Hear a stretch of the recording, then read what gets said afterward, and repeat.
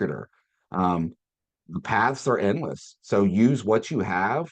The industry has so much to offer, and there's so many exciting different things about it. So keep your eyes open. If for whatever reason you're like, just don't know if I can cut this agent stuff, um, you got to deal with people. Who likes people? Let's be honest, right? Um, Find another path. Stay in the business. Don't waste what your talents are. They can be used here. They can be used anywhere. So I appreciate that. All right, one more, and then we're going to jump into some stuff. We're going to get started. I'm going to ask more questions. So, and for those that have not been with me, you don't forget, I am the one that I can and will sit quietly waiting for engagement. However, this evening I have brought party favors. So when we're really quiet, we can still have fun. So he's got one more aha that they've learned, something they're implementing. Any number one thing?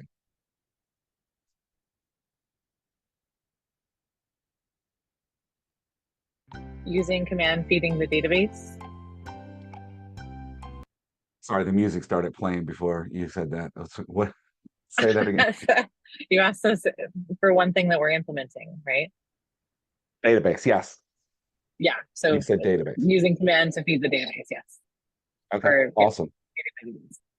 That is kind of one of the key elements behind the technology is for it to be your CRM, for it to be your database. So that's a number one start right there. So okay. This week, you guys have discussed getting to the closing table, correct? It's one of the topics we had this week, getting to the closing table. What does that mean to you guys? Getting to the closing table, getting to close. What's the processes you've learned out of that? And what does it mean to you individually?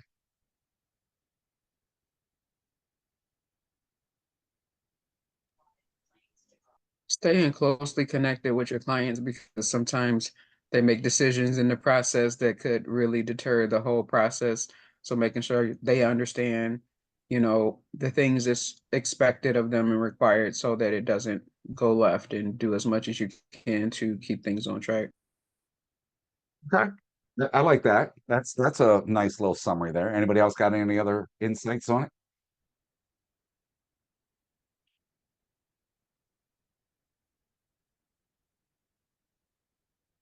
Find something real quick.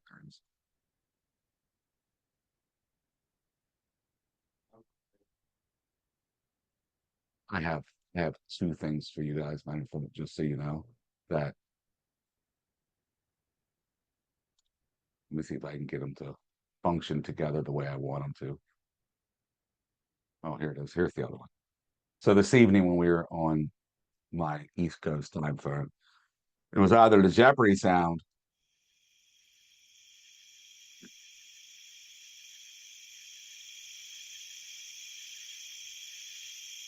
or Are you get those the crickets? crickets. Those are crickets. Yes, they are. I got to turn that one up a little louder to make sure we hear it like that. Yeah, we're gonna bring it tonight. All right. So we're almost done. Right. I was excited about almost being done.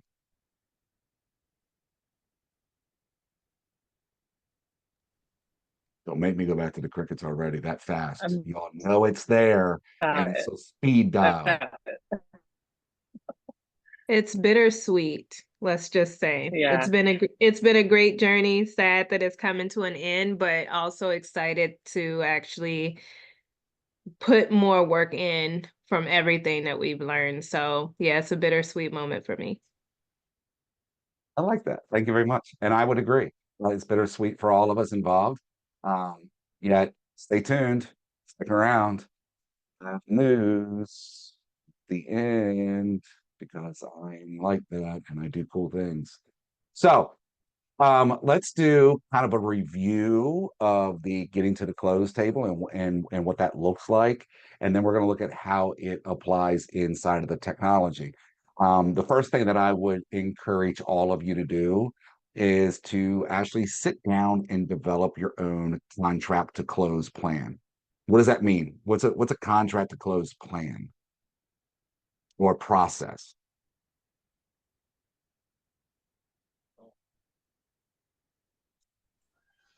Create a checklist. Checklist. Perfect. What checklist is going to include what? Contract to close checklist. What are some items we want to put in that checklist? Uh, dates, uh, services, Date, dates for what?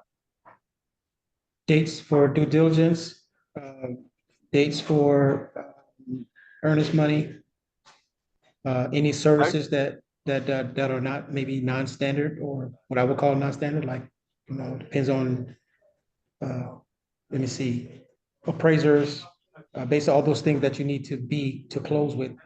Put a checklist together with that includes all of those people. Awesome. Brian, you summed it all up right there. Matter of fact, we're done. Everybody go home tonight. I mean, unless you want to learn how to do that inside command. Yeah. Okay. And I do. All right. So I'm gonna give you a little bit deeper on what you just talked about. In a different look. So as I said, I'm putting together a team now. It's really going to be my business partner John and I, and we are working through our checklist. We're working through our processes here. So, for example, this is a chunked down version of what we're working on. We're going to have a process in here of, okay, what are we doing from the time a lead is received until we actually get the appointment type situation. What are we doing in the follow-up time from um, when we don't have the appointment? So we get the lead, what do we put in place? What follow-up will we have until we get the appointment? Then what are we going to do in the appointment process from the time we set it?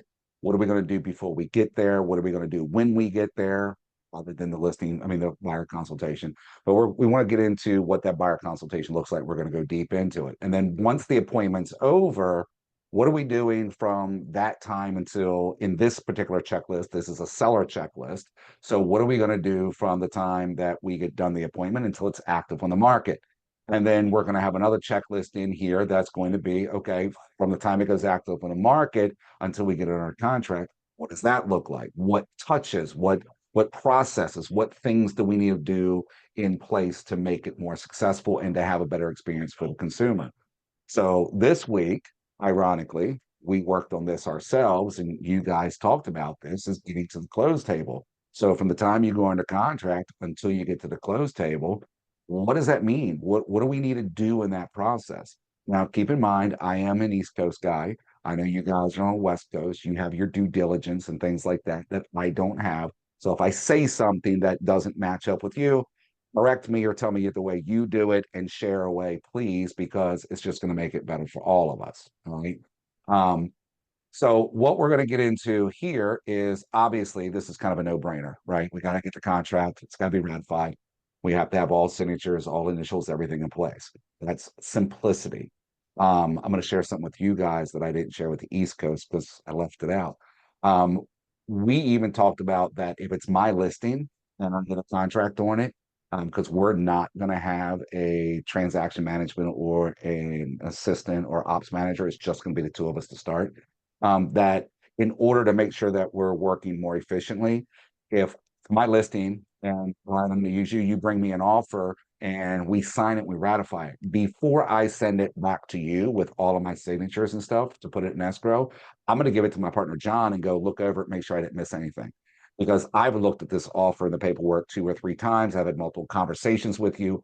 In my head, I'm going, yeah, we agreed to that, or no, we didn't agree to that, yet we didn't get it put on paper type situation. Or if we did, it didn't get worded correctly. So him and I agreed that we would pass contracts back and forth before we finally send them back to a buyer's agent, or if we are on the buy side, before we send it to the listing agent, to make sure we're not missing anything.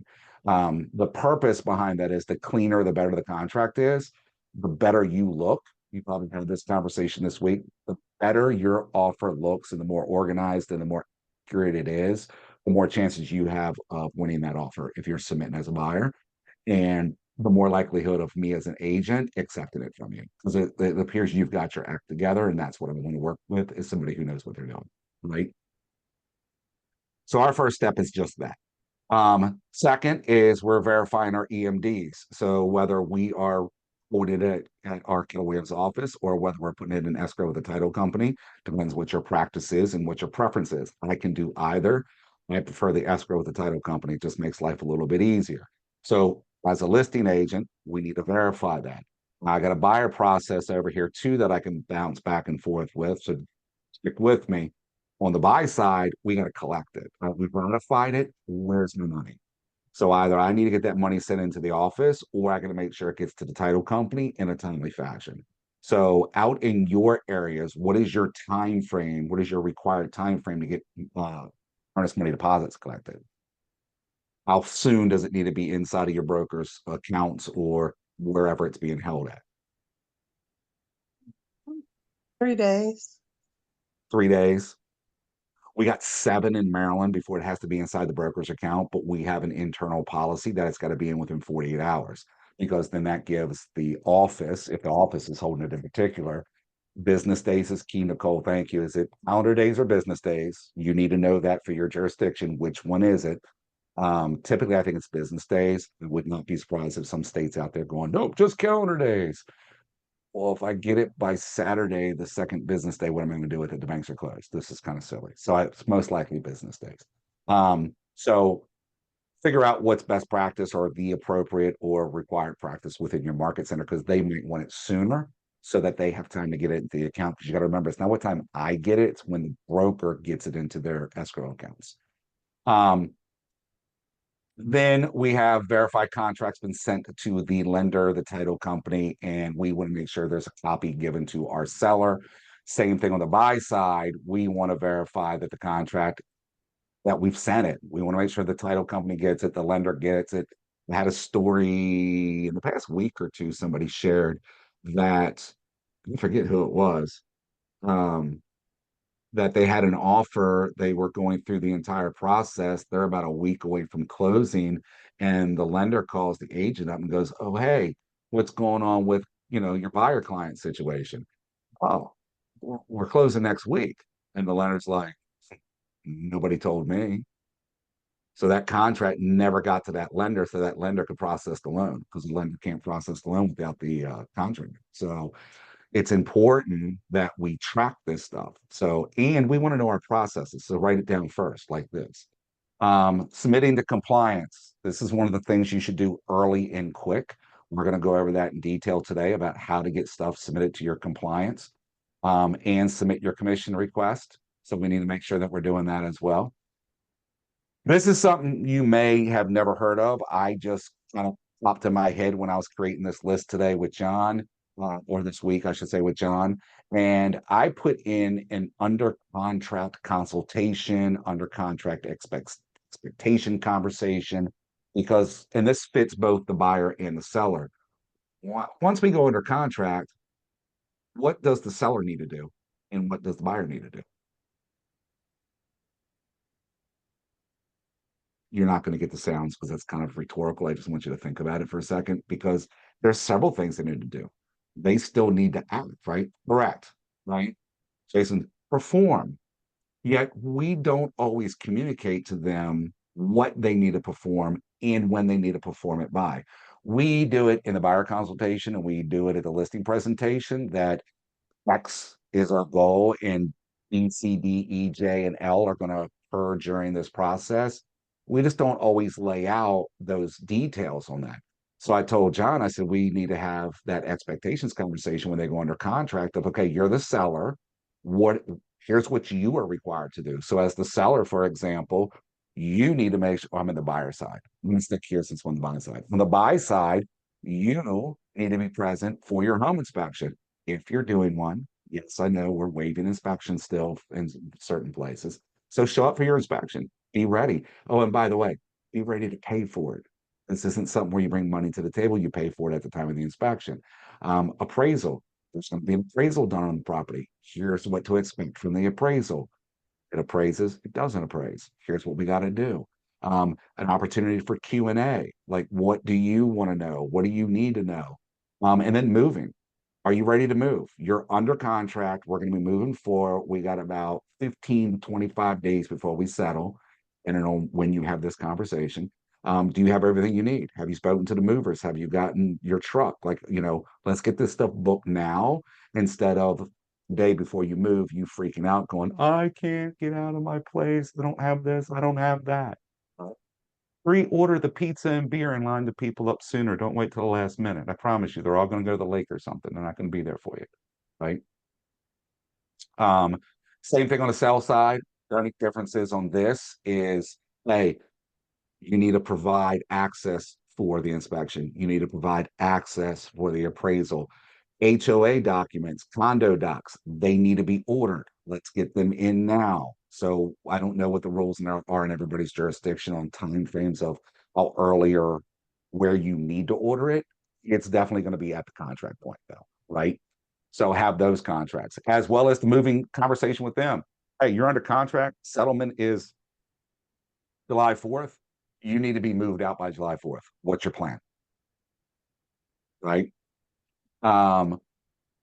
Get the condo docs ordered. As a seller, we want to make sure they're ordered. We want to be involved in it. There are times I just did this on one. My seller, she's a bit nutty. We get through it though. I got through it when I bought the house with her. So luckily she stayed on her ADD medication. Otherwise it could have been a lot worse than what it was. I ordered, true story, don't laugh, Cindy, it's a true story. We were looking at a house and she was going, when we bought almost 8 years ago, and she goes, I need to get off this medicine. I literally just looked at her and said, not until we're done settling. Nope, don't do it. Had to. She figured out how to order the docs. And I went, I'll order it. I'll send you or send the request. Just give me the money back. I'll take care of it. So you may have to order these for your client. So be ready to put out that chunk of money or whatever it is. Confirm inspection date and times. There have been and will be buyer's agents that will schedule inspections and tell anybody. So you want to be able to be back in touch with the buyer's agent and say, hey, your inspection time frame is X. When are you going to do it? Now, from a seller side, kind of don't want them to do it. And if they forget, that's on them. And the contract says this time frame. So I may make one notice and say, hey, when are you going to do it? If they don't come back to me, they don't tell me, they don't schedule it, they miss their window of opportunity, that's on me. But I will give them at least that one shot. On the buy side, again, the buyer agent needs to make sure they schedule it. They need to attend the inspection with their client, or at least on behalf of their client. I would not want to, in all honesty, I really wouldn't want my client not to be there. What are you guys doing for inspections in your area right now? We have gotten to the point where we're just telling our clients to come at the last hour. We're not actually having them there for the entire 3 hours. That's our average inspection time. It's kind of pointless in a way. It's not, and it is. They can be. We encourage them to show up about halfway through. Let the inspector do what they got to do. The inspector gets through it a lot faster and a lot easier. And then in that last hour, he can back trace and go, here's this, here's that, of top important things. And that's worked out for us quite a bit. And there are still buyers that show up, for the entire thing. So what's going on in your areas that are doing on that? Same in San Diego. Okay. Personal preference in a lot of cases, the buyer's got the right to be there for the entire thing. Bernice, you're talking about condo docs, where and who, find out in your jurisdiction. Find out from the HOA or the condo association. I have one big place, HomeWise. I think they're national. It's like $300. It's something ridiculous for them to send you electronic. It's a money-making scam, I'm not gonna lie. You just have to find out per whichever HOA. If it's a smaller HOA, they keep it in-house. You can go directly to them. Some of the bigger ones that have platforms, they use third parties to put it on. And then you have management companies that actually do like property management, but they do HOA management. So you just got to find out individually per HOA because it changes. Same thing with the condos or your co-ops, whatever you have going on. Find out what the preference is or what their policies are on that. Buy side and sell side, negotiate inspections. Wait, it costs just to call the HOA? Explain, Brian. Are you asking that question? Or are you saying it does cost you just to call? Right, they charge to call. Really? Where are you at? Yeah. I'm in Yuma, but they got HOA that, the management company is in Phoenix. So to call them, there's a charge for that too. Wow. It's HOAs, folks. What do you say, Cindy? I said, Yeah. wow. Yeah, exactly. It's a ripoff. Now look, back in the day when it cost you $200-300 to get HOA docs, I get it because you literally had to go to some place, somebody had to go to the copier, they printed it out, you got a big stack of papers. It made sense. Everything is digital now, literally. And and here's one of the other reasons why, and I didn't get super deep into this with my other group. Yet HOA docs, when you order them from the seller side, do it early as possible. Sometimes the resale package and the letter they give is only good for like 30 days. So you can't order too early. Some people don't care whether it's 30 days or not. They just, as long as it's ordered, it's good. The HOA company is probably going to come out and do an inspection of the property, make sure it's compliant. And the seller would have to fix those because you can't turn the property over to the new buyer when they're like going to get fined and whatever by the HOA. But I totally forgot what I was going to say. Just totally blacked out. Shakita, go ahead, because I just totally forgot what I was going to say. I think it was Or- because I raised my hand. I'm sorry. I shouldn't have did that so early. No. I don't think that's what it was. I think I just literally just forgot. Yeah. So, no, what can I say? I have heard, and this, I mean, I guess it's your preference, but to maybe order it at the time of acceptance, like once the offer is accepted, then put an order in. Would you recommend that, or sooner the better, like you said? So yeah, find out what the rules are in your area and per HOA. Like, hey, well, except for Brian, because if he just calls and asks a question, he's got to pay him for that question, right? Hey, I got a property, it's in your HOA development, we're getting ready to put it on the market. Can I order the HOA docs now so I have them? So when I go under contract, I've already got them, or is it best that I wait until after we go under contract? Because they may tell you, well, you can order it now, but the letter we give you is only good for 30 days or whatever. And what if you don't get it under contract or whatever the case may be? At the very, very minimal, the day you go under contract, you need to be ordering the HOAs. And I knew what I was going to say. Here's the reason why. If you don't, and you have to put a rush on it, and this is where real money comes in, they'll charge you an extra $150, $200 for rush to get it in like 3 days. Now, in theory, the HOA should be going out to the property, right? To do like, we're going to make sure that you got the right light fixtures, the right siding, the fence, it's painted, you haven't put pink polka dots on it and all that stuff like that. In my area, it's rare that somebody actually goes out to a property and checks it. Normally the HOA just signs off on it and goes. But because somebody does have to go out there, then they have to like make a special trip, I guess. I don't know how busy an HOA is. I don't even want to get into it. But sooner the better, because otherwise it can cost you an extra $150, $200 for a rush job. And you don't want to have to take that on. So the sooner the better. Negotiate inspections once they're done. As a listing agent, you're going to want to confirm your appraisal. The buyer agent doesn't really do a lot with the appraisal. I put in our checklist. We just want to verify. So I want to at least, as a buyer agent, call my lender and say, hey, did you order the appraisal? You should be in constant contact with your lender anyways. And then from the sell side, I'm going to know because appraisers contact the listing agent, my area for us to give them access and schedule it. So I'll know ahead of time.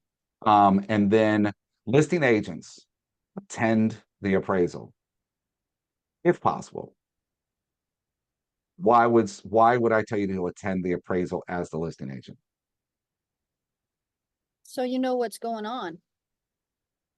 Okay, so I know what's going on, and it's a little bit more to it than that. Make sure that go ahead, I'm sorry. Brian, I go was ahead. just gonna say, Oh, really good. probably because of your pricing. So you want to make sure that based on the pricing that you're trying to put on the market to make sure you're aligned. Correct. I want to be there so that I can tell him all the things that he may not be seeing that could impact the value of the home. If they just show up, do a quick walkthrough in and out in 5 minutes, they may not have taken into consideration. Yet if I know they put a sunroom on the back or what, or finished the basement that wasn't finished previously, I can say, hey, look, just so you know, they just did the basement in the past 2 years, and several of the other homes in the area have not done that. So this basement is not just finished, unlike the others, it's newly finished. So finished versus newly finished is going to impact the value different either, because there's more cost involved doing it today rather than doing it 10 years ago when a house was built. So being there to give our comps and our input on stuff is very valuable. And I'm not going to say it guarantees anything, yet your likelihood of getting your appraisal increases for it to be what you want it to be. The other challenge is that when you get an appraisal that comes in that's not the best, it's harder to go back and challenge it and get them to change it versus me being there and hopefully influence it a little bit, because I'm there giving them information. So listing agents should attend your appraisals. Financing, noticing right now, and I didn't do this before, I'm noticing I don't have financing on my buy side. Look at that. I learned something that I missed and I didn't even see it before. Financing on the buy side, you need to be in constant contact with the lender, be in constant contact with your client, and make sure that you're getting your commitment letters. I don't know how many of you use the commitment in your contract. Here in Maryland, we have a spot in the contract that they have X number of days to actually complete the loan application. And then there's a X number of days that we put in to actually get a commitment letter from the lender. It's not a full clear to close, everything's good. It's just we're going to be able to give you that. It's kind of like we've reached the point where all we got to do is like double check employment or whatever the case may be, and we'll be able to close. So it's a commitment letter. In Maryland, if they don't have the commitment letter to us in the time frame specified, the seller could walk away because the buyer didn't perform. So be mindful of what your commitment letters are. And again, like I said, on the sell side, we want to verify that we've gotten that. If I don't, I want to check with the lender. Listing agents should be in touch with the lenders as well. Give an example of how to negotiate an inspection. There's several different ways you can negotiate an inspection. What do you guys think are some ways to negotiate inspections?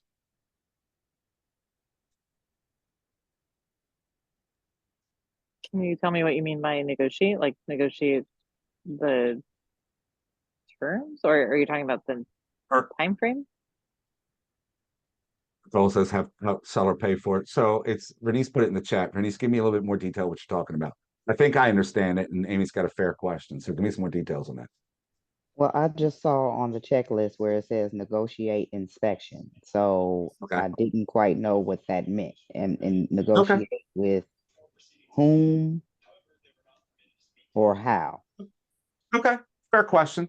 So that is to negotiate with the other side. So let's say you're the buyer agent and your client does an inspection, and I don't know, they don't like it. There's whatever. They don't like the fact that it's a 35-year roof and it's 34 years old and they want the roof replaced. Well, that's just never going to happen in any history, but that's an example of something they might not like. Let's say the dishwasher doesn't work. Let's use that as an example. The dishwasher just doesn't work. So they come back with the inspection report and the buyer agent sends it over to me. The listing agent says, dishwasher don't work. Fix it, replace it, whatever they're requesting. So that's what I'm going to negotiate. I'm going to negotiate whatever the buyer is requesting, such as that dishwasher, and it's going to be done. I see Nicole put in have seller pay for it. Whether seller pays for any needed repairs as a buyer credit in closing or makes repairs before closing. And that's what I'm looking to do. I'm looking to find out, is it something that absolutely needs to be done? If we don't do it, is the buyer going to walk away? Secondary, does my client have the money? Does the seller have the money to actually make the repairs?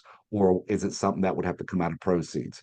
Can I get it fixed or replaced and then pay for it out of the proceeds of closing because they don't have the cash up front? Or can I just give a credit and say, hey, Mr. Buyer, we're going to give you $1,000, go buy your own dishwasher, have a nice day, because that's just what we're going to do. So I'm going to negotiate with the buyer agent on how to best resolve any negative things that come in on the home inspection. Does that answer your question? Gotcha. Yep. All right. Yeah, thank you. You're welcome. And then again, another thing, I don't know how many people do. John and I talked about it. I said, I think agents do this on a regular basis. We just don't do it with purpose. So I put another consultation or expectations conversation in of closing.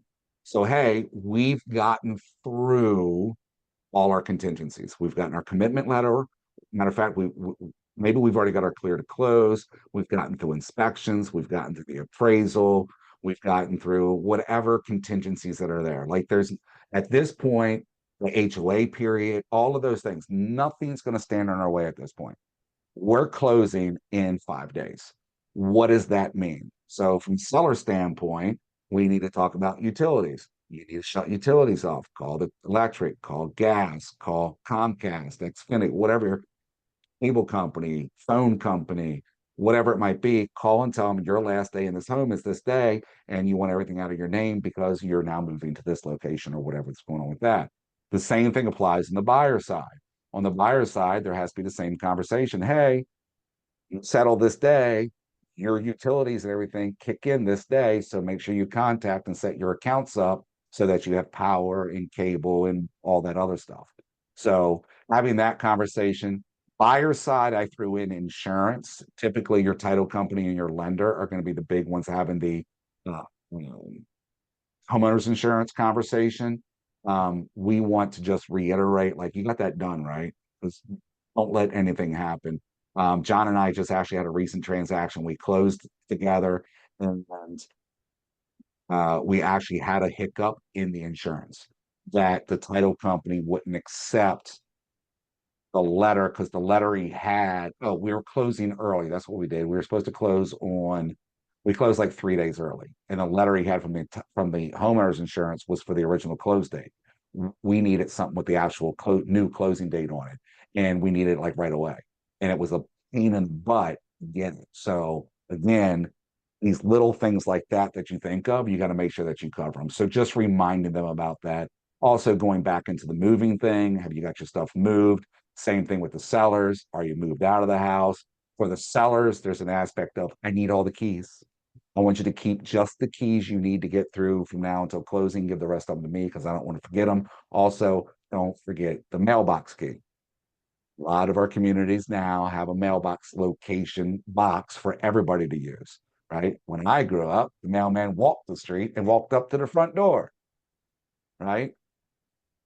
So nowadays, it's like you now have to walk a half block to go to the main mailbox spot for the street. So You also need to find out the mailbox number because sometimes they don't tell you the number. And now the new person's moved in and they have no idea which mailbox is there. So as long as it's only like 8 and 12 mailboxes, kind of don't care. You'll figure it out. The key will work on something. Figure it out. However, you are correct. The mailbox number is important as well. I also put on here a walkthrough. So I want to schedule from the listing side. I want to schedule a walkthrough with the seller. I want you done and moved out, and I want to come do a walkthrough. I personally had a client who moved out. I didn't check on them. The buyer showed up the day of settlement to do their walkthrough, and he left all kinds of stuff behind, like a drawer full of silverware, a bunch, like he left stupid stuff behind. And I'm just like, Frank, what are you doing? Like, are you kidding me right now? And it costs like $500. They wanted money for them to haul it all to the junk, whatever the case may be. So I want to do a walkthrough, even if they haven't moved out yet. I want to do a walkthrough soon enough, in between them moving and whatever, to say that's got to go. You can't leave this stuff behind. The contract says X, Y, and Z as far as broom swept or whatever it says in your area. You want to make sure they're doing that. And then lastly, on the listing and buy side, bring your ID. You'd be surprised how many people show up and don't have their IDs with them, right? I mean, it's kind of nice to have it. And then we're going to make sure that we're scheduling the close in about a week out. day, time, location, all of that. You can do it sooner if you can. Just make sure it's done. That happens on both sides. Then do that seller walkthrough to make sure everything's good. And then attend closing. Same thing on the buy side. The only thing different on the buy side is you're going to review your closing disclosure that you get from the lender to the buyer. And then once you get your actual closing statement, now here we get a closing disclosure that the buyer gets on their loan. And then we get our Alta statement, which is our actual closing document. However, you guys do in your area, 1 document, 2 documents, review those obviously before settlement. You want to make sure there's no additional fees on there that aren't supposed to be there. You want to make sure credits are accounted for. You want to make sure they're not over collecting. I've had title companies that have wanted to collect,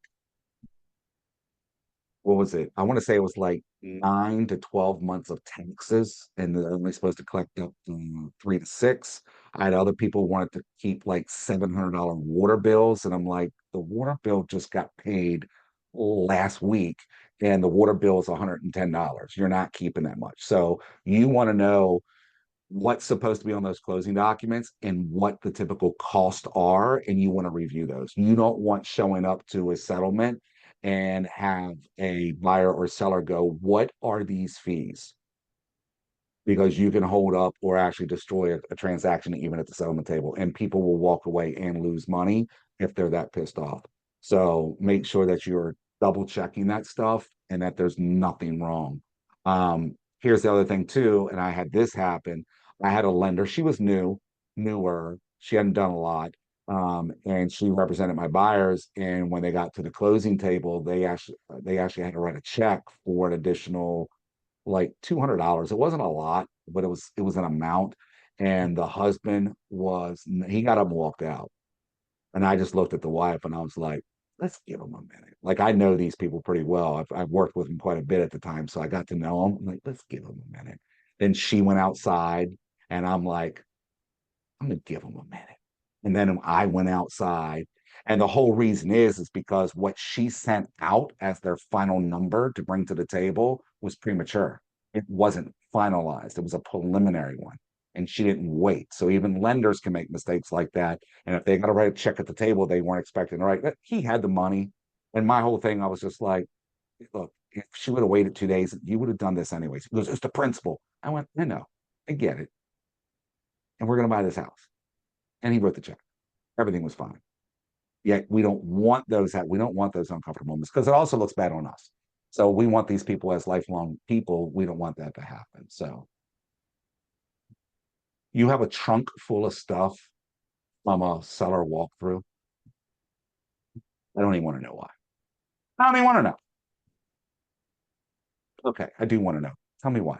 Why do you have a trunk full of stuff? Hi. So we went for the walkthrough representing my buyer, and we saw there was like a lot of clothing and personal stuff that was not packed. So the buyer didn't want to have anything to do with it. The seller said, well, we're going to come back tomorrow. Just leave it in there. And the buyer said no. So I had to personally take care of it. And that seller never came back, and it's still in your car. It's still there. They want me to drop it at the listing office. I said, no, you come and meet me somewhere close to me, because I'm not going to go 45 minutes drive to Out of drop my it. way. No. Agree. I agree. Ryan, thank you. So, question, so maybe it's because it's my first and I'm trying to do everything, like not miss anything, but I took a wire, I just looked at recording because my seller has a HOA. So I don't know why I did it. So I looked at recorded docs and I found a lien from the HOA on this thing. So right, so every checklist I've seen or whatever, and I talked to other agents, like they don't even look at recording. So I'm glad I did, because I didn't want to. I don't now want to have to wait to get to the closing table and try to figure out how title's going to, deal with the lien, and how he's going to have to pay for it. But Correct. maybe that's something that should be on the checklist somewhere or something. I don't know. So it's kind of, you got to figure out how you want to do that. Here's how your checklist gets created. Brian, your checklist gets created because you just had that happen. right? You now are going to have this subconscious thing, or you're going to write it on your checklist. Check HOA for liens, right? Are there any liens against my property? Now, here's the thing: is the lien against you the property, or is the HOA just have a lien against them for something? Because the lien against the HOA may not be a big deal, and your lender and your title company they will uncover it at some point. Yet again, the sooner you know about it, the sooner you can bring it to somebody's attention, the sooner you can get it resolved. So good for you for finding it. I'll give you a little insight on something that we have here. My title company does this thing called win listings. So, and you can talk to, excuse me, you can talk to your title companies or whomever, that we have something that's called win listings. I just go to their website. And when I go to the website, I choose my win listings link, and I get to go in here and I get to put in the seller's name, the property address, anything that I'm looking for, any details. I acknowledge these and I put my information in. And then what happens is the title company, and I can do this quickly because I just got one back. I got a listing appointment that I needed it for. Oh, my storm is here. Got here sooner than I thought.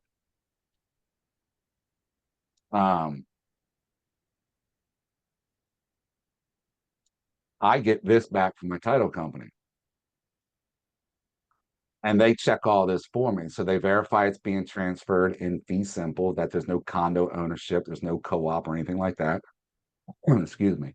Not listed as a principal residence with our state Department of Taxing. No evidence of outstanding state withholdings. No evidence of recapture. Have owned more than 2 years, which is important.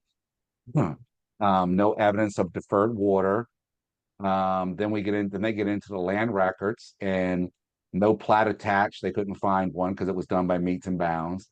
The current deed does have an egress to it, which I found out from the seller when I spoke to her. No open deeds of trust, so there's no current mortgage on it. It's free and clear, so everything would be proceeds to them. No evidence of a condo or HOA. If there was, they'll do their best to do this. What she's doing is basically a preliminary title search before, like what they do before closing. But I'm getting it up front, so when I go on the listing appointment, I know stuff before I get there. So you can always check with your title people and see if you can do that. No evidence of an estate or probate in this, which I asked them to double check because this is the owner on the deed and taxes, yet the person I'm speaking to is Teresa. So I don't know if it's a daughter. I don't know who it is. I don't see her name on there anywhere. So I got to find that out. No evidence of any judgments, and those judgments are against the person or the property, not necessarily the HOA. However, if there is an HOA lien against the person or the property, it will show up in this judgment search, the judiciary one. And then my tax stuff. And then I get copies of all of that information, the deed and everything like that. So I have it even before I go to the listing appointment. So that's my checklist for a listing appointment right there. That's one of the first things I do before I go to a listing appointment is that. So, all right. Questions, comments, pain, sorrow, joy, excitement. Cindy, if I pick on you, it's only because you're the only one I can see. Oh. I'm just saying. I mean, there's like 3 other photos, but everything else is just a name. It's like my sky right now. It's just dark and dreary because I got storms coming in, and all I got is dark, and I guess all the brightest name in white could be the lightning. I don't know. Tell me what you got. Well, if you're doing you're dealing with the Teresa, don't you have to make sure ahead of time that she is someone who has the ability to? In this situation, I'm not stressed. The property's already listed. She's listed with her cousin. Oh, okay. And it's a reputable company, but his dad recently passed. Mom's on her deathbed. He's got too much going on his plate to deal with the property. So she's looking for another agent. So I'm sure there's something there. Another thing I haven't done yet is check the disclosures for the current listing, which I'll do this week because I meet with her. I have a phone conversation with her on Monday. And she doesn't even live in the state. Matter of fact, when she's in Arizona health reasons. I don't know what's going on. So I already spoke to her, and we have an appointment, phone appointment set for Monday because she expires June 30th. So I'm going to talk to her on the 1st because she's not going to renew with the cousin, and I'll get all those details then. So yeah, Okay. and I'm going to go check the property out. I'm going to try and check it out tomorrow because I'm curious about it. In fact, the partner has investors, and we made her an investor for it. So I might be able to take this list and make it sold right away. I don't know. We'll see. As long as I get the transaction. Tell me what you got. So, and some of the learnings are the stuff that we've gone through with previous classes. They talked about having the buyer or seller presentation. Do you use those, or do you refer to your checklist? I mean, actually having documents with me and taking stuff with me on the appointment. Yes, like a full PowerPoint presentation. Definitely not a PowerPoint presentation. I take as little as possible with me on appointments. The main reason being is the more you give them, the more confusing it can be to them on a lot of situations. So I don't want to give them so much that it's overwhelming. And my goal also is to speak with them about what do they need. So I had a coach previously, a MAPS coach previously, a couple years ago. And one of our top MAPS coaches I know, and I've met with her on several occasions. And through the two of them, I learned this saying. My coach is the one who actually said it to me. Many of our MAPS coaches, I think, have the same philosophy. They say it differently. But my MAPS coach told me one day, she goes, if you are ever tired after an agent consult, like, because I coach agents, and when I meet with them, she goes, if you're ever tired after you have one of those, you talked too much. And the same rule is going to apply to you guys. If you ever walk out of a listing appointment or a buyer consultation and you're like, whew, that was a lot. That really just, I'm drained after that. I want you to stop and think. You probably did more of the talking than they did. It's our job to ask questions and go as deep as we can to find out their motivations, their needs, their wants, their desires. And our job is to answer those probably with more questions, yet show them how we are going to help them with that. So my listing presentations are typically 3 to 4 comps that I take. I have 2 different programs that I run right now. That I have a 2-page fold, little bifold, 8.5 by 11, just folder with stuff on it, and I use that.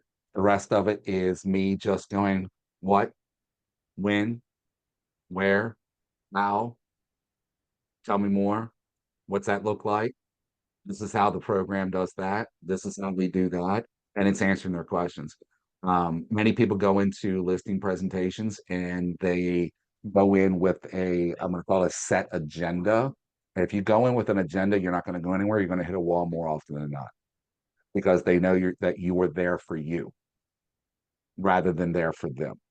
The more they know that you're there for them, the further you're going to get with them and the better results you're going to get. Does that answer your question? Kind of long-winded. Yes, thank you. Okay. All right. So that's kind of like a rundown on contract to close, getting to the closing table and things like that. So now we want to learn how to do that with the technology, right? That's our goal. Yes. All right. Somebody said yes.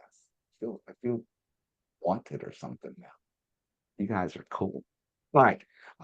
So first things first, inside of Command, one of the number one things we need to do, did you guys get, I know all my tech people do things a little bit different, just like all of us trainers. I know I wrote the content for the technology classes, yet I also gave them liberty to kind of do what they wanted to do. How much DocuSign did you guys do? And how many are you using DocuSign versus Dotloop or another platform? Give me a rundown on that, just so I know how to have this conversation. I'm using DocuSign. DocuSign. Yeah. Okay. So the bulk of us, is anybody doing Dotloop? No. I'm not using either. Should I be? Because I don't know anything about that. That's so I good. is it the same as like the Authentisign? Yes. Oh, okay. Is that what you're I using use- as Authentisign? Yes, Authentisign, yes. Okay. I'm using Dotloop for my transaction. Dotloop. All right. So Brian, you're probably an Android user too, right? Sorry. I Hey, thought I was going to be stop able it. Stop it. I am. That- Leave me alone. as soon as you said stop it, I knew you were. All right, fair enough. So it doesn't matter. Authentisign does not connect to command. So if you're using, man, I got a tickle today. Authentisign doesn't connect to command, so you're gonna have a couple struggles, nothing major, just a couple challenges. I'll talk about what you can do. If you're using Dotloop or DocuSign, things are going to be a little bit smoother for you. So first and foremost, we need to make sure that we're inside of our settings. Click in your name in the upper right hand corner and go to settings. And once you're inside settings, we want to make sure that DocuSign or Dotloop, whichever you're using, is connected. Without it being connected, we're going to have some challenges with actually having the systems talk together. They're just not going to do it. Okay. Your Authentisign, you're going to have challenges when I show you how to do compliance because you're going to have to download from Authentisign and then upload because there's no connection to Authentisign that I know of inside of Command. Get with your Marcus Intertech trainer or your RTT, your regional trainer. And if Authentisign is the prominent platform in your area, they may have other workarounds for it. I personally don't know of one. So, all right, I'm going to switch accounts real quick because what I want to show you right now, I actually have set up in a coaching account. I don't have it in my personal account yet because I'm waiting for the team to get built and then I'll just build it in our team account. So let's talk checklist. We just talked about the checklist. We want to track our transactions. I'll get into your opportunities as far as DocuSign Dotloop goes in just a minute, but I want to focus on the checklist because this is where the real stuff kicks in. So we need to go into opportunities. So when you're in here, the handshake is opportunities. Again, if you're not familiar with your icons, just hover over top of it or click the red box with the white KW in it. It expands the menus. And right here is opportunities. When you get inside of opportunities, your pipeline is here. We're all familiar with this, yes? Yes. All right. So from inside of here, each one of these buckets, as I call them here, cultivate, appointment, active, under contract, and close. These are system standards, whether you're working with a listing, a buyer, or a lease client, whether they be a landlord or a tenant. We do not have the ability to change any of these things you see here.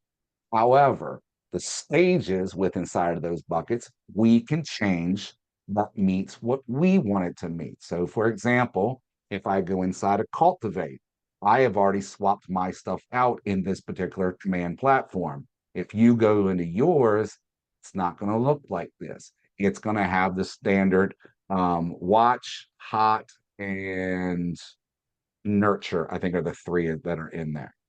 So I built a different system for my coaching group at the time when I had it of if they are 30 days or less, like they're ready to go, they want to do something now, when you create that opportunity, first off, if they're 30 days out, they're probably not going to be in your cultivate section, right?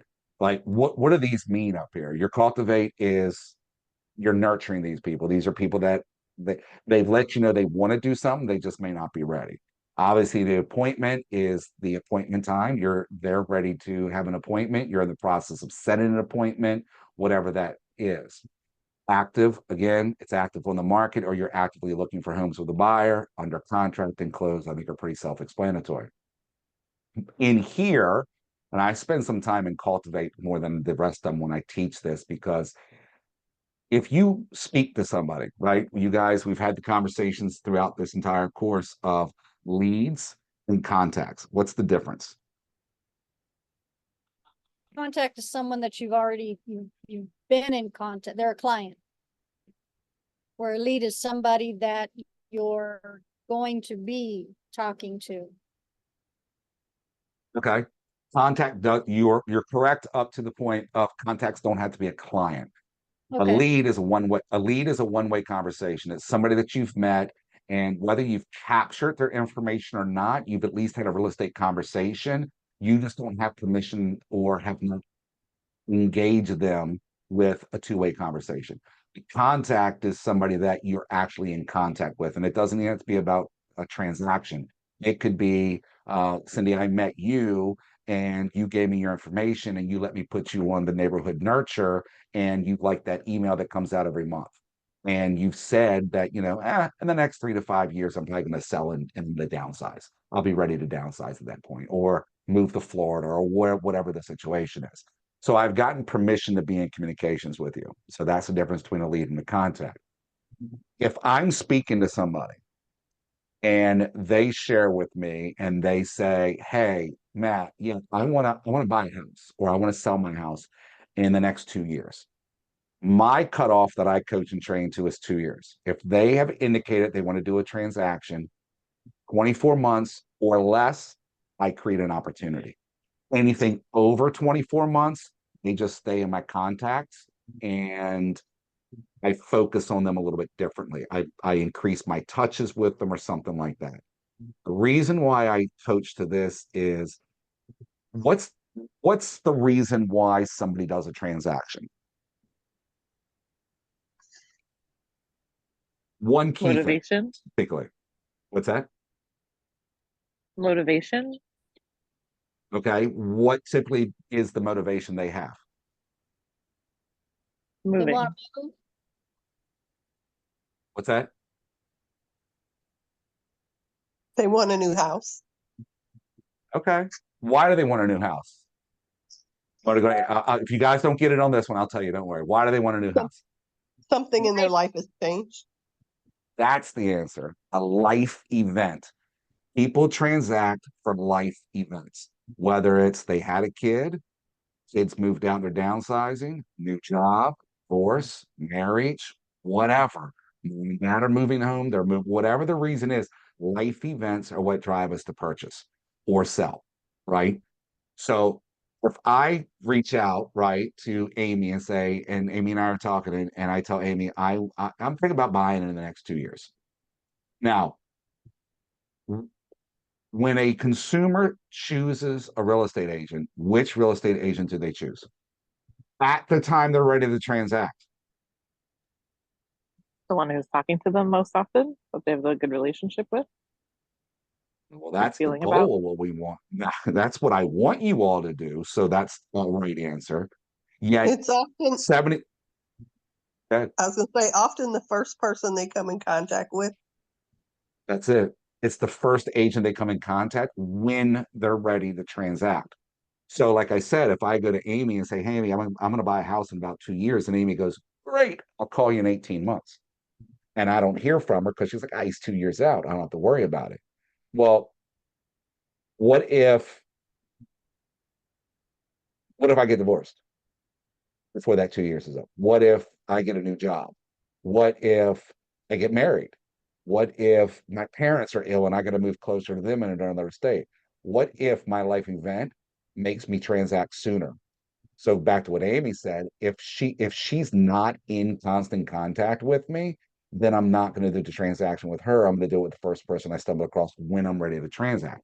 So you can't create opportunities for every single person that says they want to do something. I use the judgment of 2 years. Anything after 2 years, I'm going to roll the dice. I have seen in my time of training and coaching that 2 year mark typically gets moved up pretty quick. So I create an opportunity for everybody that is 2 years or less. And here's one of the reasons why. So if I go back and I look at my pipeline here, well, guess what? Every single day I open up my pipeline, I can see I got to cultivate here. I got 4 people in my appointment here. I got 5 people in my appointment block here. And I got 10 people that I'm cultivating here. This is my hot call list right here. These are the people right here that I am in the most communications with, because I don't want them stumbling across Brian or Cindy or anybody else. I want them, Amy wants me to always see Amy's name. So I call Amy and go, hey, remember when I said I was going to do something in 2 years? Things have changed. Something happened. I was attending an online event a couple weeks ago, and an agent had shared that she does a lot of door knocking. I'm a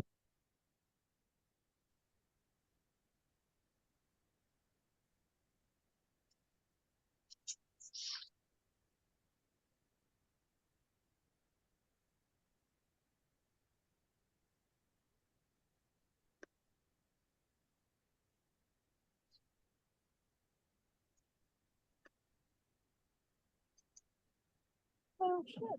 Yeah, I lost the sound. Oh, there we go. I didn't hear any of that. Me either. Yeah, I thought I was the only one.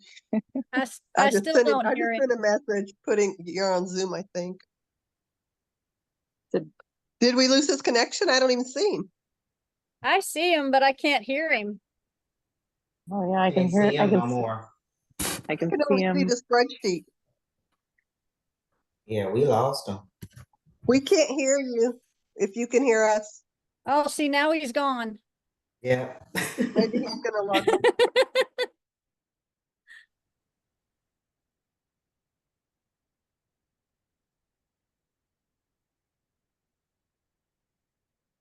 There he is. We can Can see you you, hear but we us? can't hear you. Oh, there you Okay. Can you hear me now? Ah, I can hear Yeah, you we now. didn't hear any of that, but yeah, Nope. we All can right. hear you now. Yeah, I don't know what happened with that. That was weird. So, okay. So, what's the last thing you guys heard? Or not. When you drew the box and said these are the people you want to concentrate on. Yeah. go. Mhm. All right. So the reason you want to concentrate on those people is because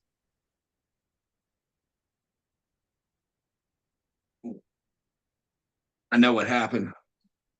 My mic died. The reason we're Probably 'cause you don't concentrating on have- those, Probably the because you got reason an we're iPhone. I like that. That's good. All right, that's fair. All right.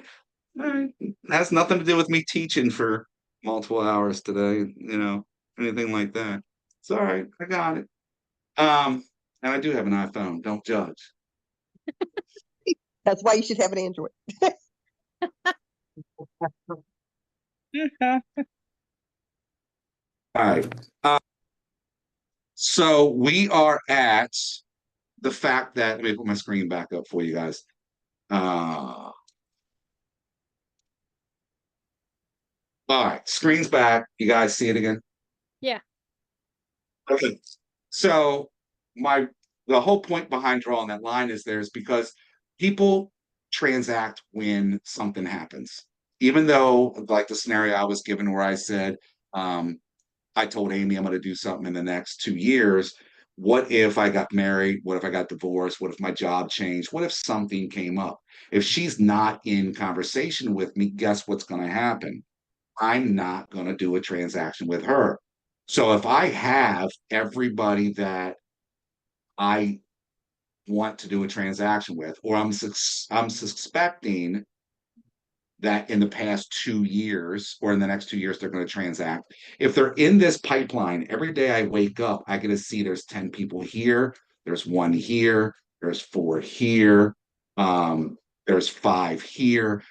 This is my top priority of people I'm calling.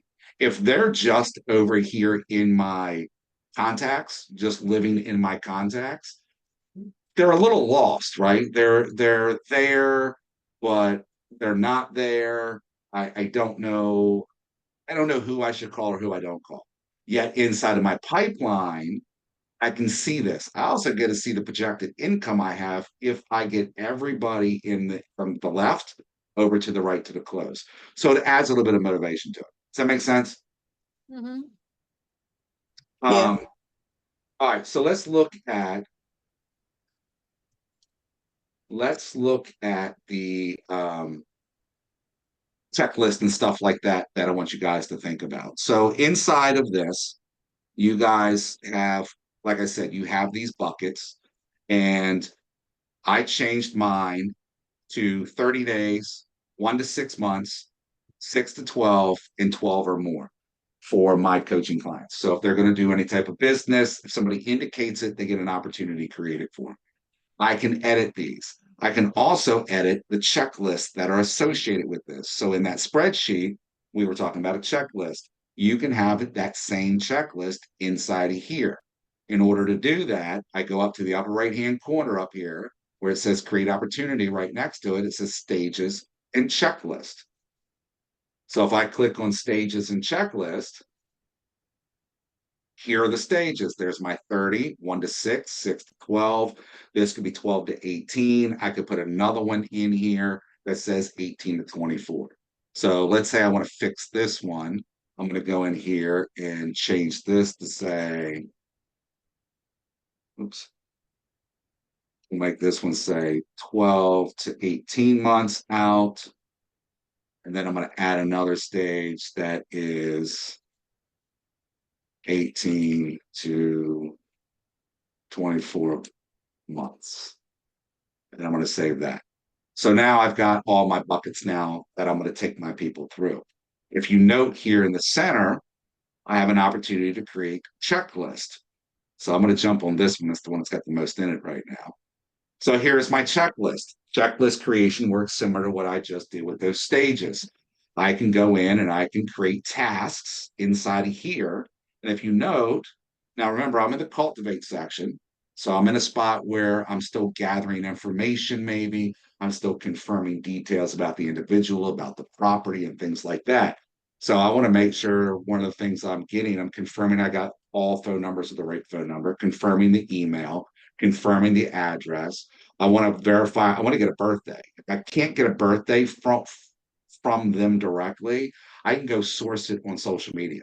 A lot of people actually have their birthdays open as one of the things because, well, who doesn't like getting wished happy birthday if you don't know the person, right? I want to make sure they're added to my quarterly call plan, even though I know they're going to be doing business sooner than probably the next quarter. They still need to be on that quarterly call plan because even after I transact with them, I want them on that quarterly call plan. I also want to put them on the bi-weekly neighborhood nurture. We're all familiar with the neighborhood nurture smart plan, right? Yeah. Okay. Did you know there's 2 of them, bi-weekly and a monthly? No. Oh, so you have 2. You have a bi-weekly neighborhood nurture and you have a monthly neighborhood nurture. When would I use the monthly neighborhood nurture?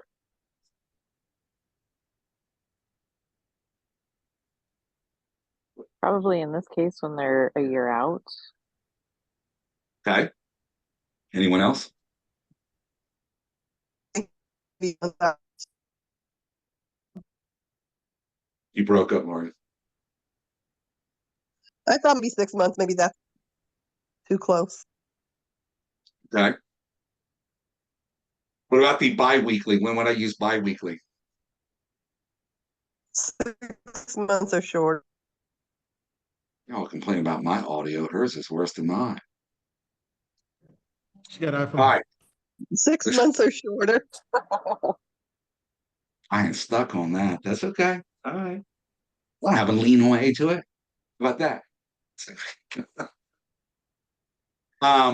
So here's where I put it. If they're in my pipeline, and again, I'm doing up to 24 months, right?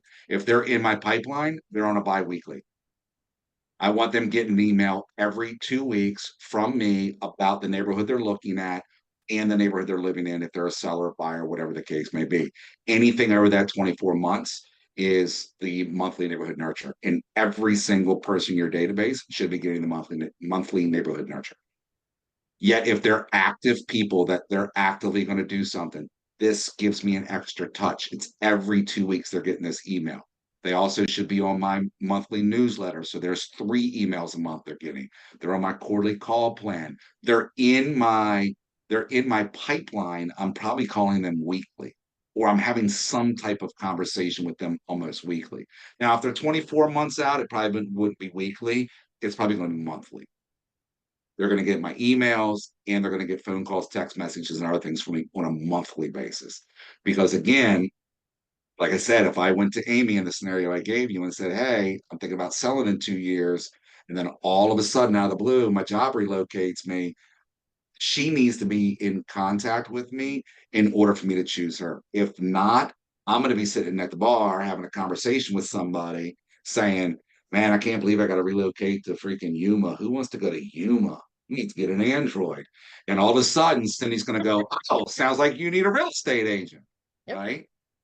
And guess what? Amy just lost a transaction. I can play that game too.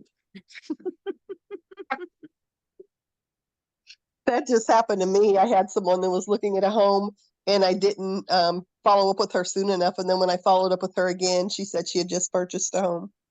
Yep. Yep. It's about being on top of them. So the checklists are going to help you do that, right? So you can control all of your checklists. You can control all of your stages. Now, you can also, let me go back to this real quick. Inside of your checklist here, if you're on a team, now this is a team account, I can assign people to this. So in our ecosystem, in our area, what we do is the Rainmaker's in charge of everything. Most everybody else does this. They're the only ones that have full access. Your admins will have the additional full access to manage stuff. So the lead is always going to be assigned to somebody on the team. But I can actually assign this anytime this is here. I can go in here and assign it to a person on the team. Like, for example, confirming the cell phone number, email, and address and birthday. My agent on my team doesn't have time to do that. I'm going to give that to one of my admins. That's their role, is to do that stuff. My agent has got other stuff to do. Now, my agent's going to be good enough, though. They've already done this in their preliminary conversation stuff. Yet I can assign things on a team. Personal accounts, you're not going to see this. So don't go looking for it. Okay. There's also the aspect of, I'm going to go back and I'm going to open up the transaction. Once I'm in that transaction, so here's my opportunity that's been created. If you look up along the top, I can get to those tasks that are over here. So if I go into, let me get somebody in. This is the one we use. So if I get in here, I can click on these tasks.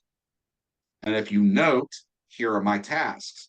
So in this bucket of stuff, I'm in the active stage here, right? And I'm in pre-listing. So these are all the stages inside of my active. I have a pre-listing checklist, and then I have an active checklist. All right. So in this pre-listing, here's all my stuff that I want them to do. I can go and assign a date to something and say, hey, this needs to be done by tomorrow or whatever the case may be. And I can even assign a time to it. I can also assign a person to it and say, hey, this is on me. I got to do this, right? I can also, I can then, once it's done, I can put a check mark on it. We also have the ability to send updates. So if I want the client to get updates when I check something off, it will send an update. So if I go back into my stage and do my edit stages, inside of here is where I'm going to do that at. So you see over here, it says client updates. If I click on it, it takes me into the settings to where I would set up my client updates and activate that. If I'm in the checklist and I'm making edits, come on, come back. Be difficult. Oops. If I'm in here, I can go into my checklist inside of here. When I hit edit, oops, not that one. I'm sorry, the checklist. I got to click on the right thing. When I'm editing the checklist, I can click off client updates, which means that when I check it off, there's going to be a predetermined email that goes out or notification that goes out to the client. You're not going to use this on everything.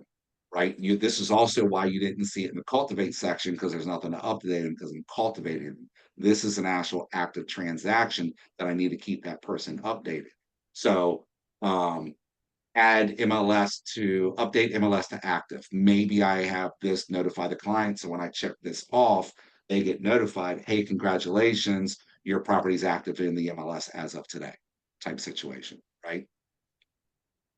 So questions on any of that? I do have a question about the stages.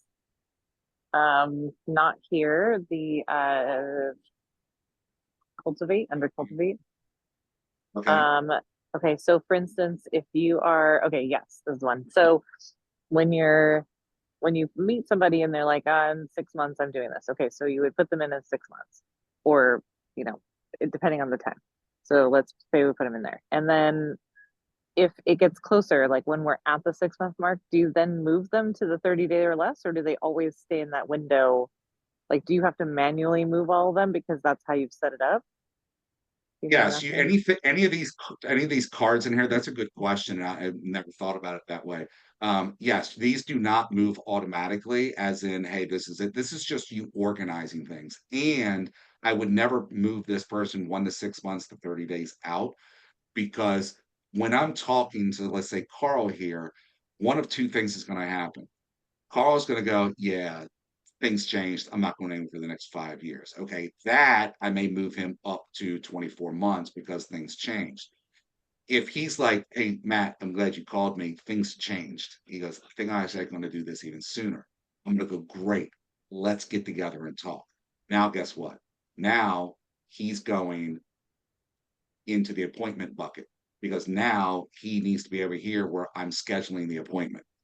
Oh, that's And cool. You just then moved them. Okay. correct. And then I'm going to take them over here and go, okay, before my appointment, what am I doing before my appointment? What steps do I have? What's on my checklist before my appointment? Seller, buyer, I send them things, I do whatever. And then he kept the appointment, but he didn't sign my agreement. And I got to make notes about that. Or he kept my appointment and he signed everything. Now, just because he signed everything, I may not put him in active just yet, because I got to get all the paperwork finalized, things like that. That's kind of a personal preference. But from here, he's just going to go into active. So I'm literally just going to drag him around and move him from point A to point B. He doesn't need it. If he's 24 months out and he's in that bucket and he says things change, I'm taking him straight to appointment phase, because that's where he's at now. And it also changes my mindset when I'm talking to him, because I'm doing that appointment aspect. Does that make sense? Yes, that's perfect. Okay. Shakita? 2 questions. One of them being the checklist. Did you create the checklist yourself? Like, you typed out each of those yourself? Okay. Yeah. And then the second question is the email piece. Once they get notified, is that something that is created by command, or I would have to create a template for the email to be sent? You create that as well. Okay. Okay. All right. Any other questions on that? Can I just tell you, your guys' time has blown by for some reason. I swear to God, it's almost 10:30 my time. So, like, this is crazy. You are so good that this time flew past. Does anybody else feel like it went fast? Yes. I it do. It did. went by fast because you have a great class. That's why. I'm fine. Okay, Fun. thank you. Let me jump back over to my account so I can show you some DocuSign stuff real quick, because I want to hit compliance real quick, because this is the important part. So that's checklist. We want to track our stuff. That's how you're going to track it. Now we want to get paid. You guys want to get paid? Yes. Yes. I mean, it's Absolutely. occasionally more of you want to get paid on the West Coast than the East Coast. I had one person say yes when I did this with them. All right. So pipeline again. I'm just in a different account. I'm in my account now. So I gotta find Tucker. Oh wait, he went under contract. All right, let me move him back to appointment.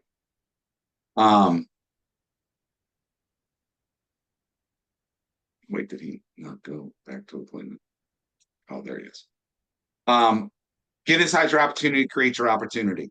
Once you're inside your opportunity, we need to be in the document section.